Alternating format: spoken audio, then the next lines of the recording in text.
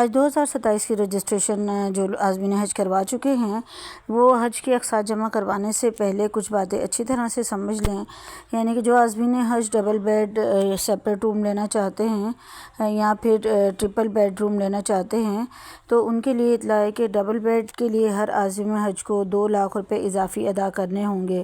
یعنی کہ ایک روم میں جو 2 افراد ٹھہریں گے وہ ہر بندہ جو ہے فی پرسن 2 لاکھ روپے اضافی ادا کرنے ہوں گے، اور ٹرپل بیڈ کے لیے ہر فرد کو 70,000 روپے اضافی ادا کرنے ہوں گے۔ لیکن اس کے ساتھ ساتھ یہ بات بھی ذہن نشین رہے کہ ڈبل بیڈ اور ٹرپل بیڈ کی سہولیات صرف مکہ مکرمہ، عزیزیہ، قریش اور بطح میں لی جا سکتی ہیں، اور مدینہ منورہ میں کسی کو بھی جو ہے وہ سیپریٹ روم نہیں دیے جائیں گے، بلکہ ہر عازمین حج کو جو ہے وہ شیئرنگ روم میں ہی ٹھہرایا جائے گا۔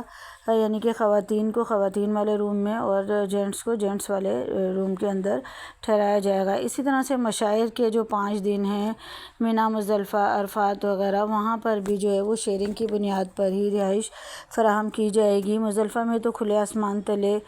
سب عازمین حج ٹھہرتے ہیں، لیکن مینا اور عرفات میں جو رہائش کی سہولیات دی جائیں گی وہ بڑے بڑے خیموں میں ہوں گی، اور جس میں 50 سے 100 افراد جو ہے وہ ایک خیمے میں ایک ساتھ ٹھہرے ہوئے ہوں گے، اور جس میں خواتین کو خواتین کے ساتھ اور مرد حضرات کو مردوں کے ساتھ ہی رہائش دی جائے گی۔ اور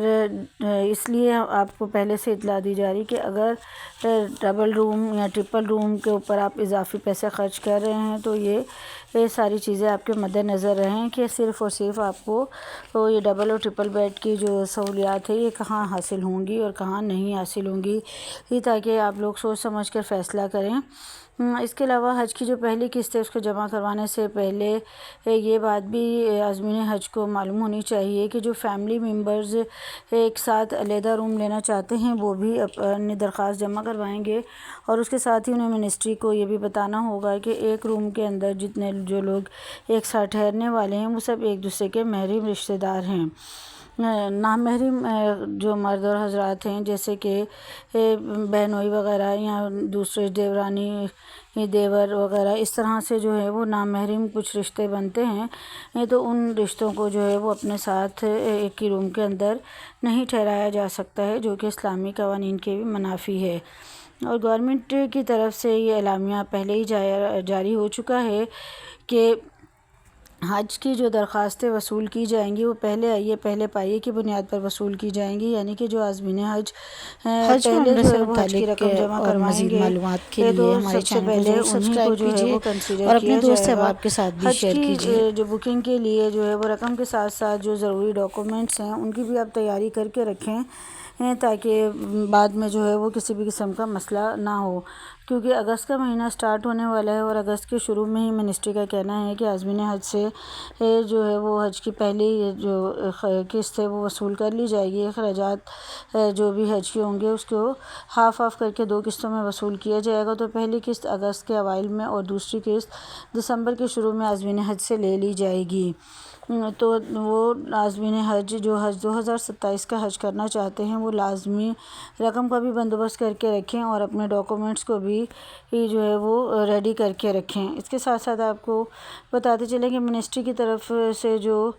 رقم بتائی جا رہی ہے وہ شارٹ حج پیکیج یعنی کہ شارٹ حج پیکیج جو کہ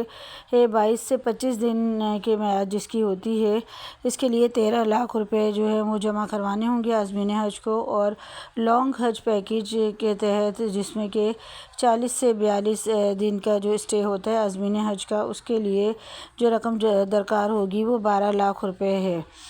تو منسٹری جو ہے وہ اس کو 2 قسطوں میں وصول کرے گی، یعنی کہ جو شارٹ حج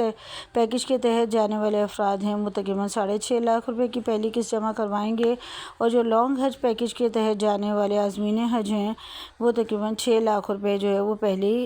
قسط کی مد میں جمع کروائیں گے۔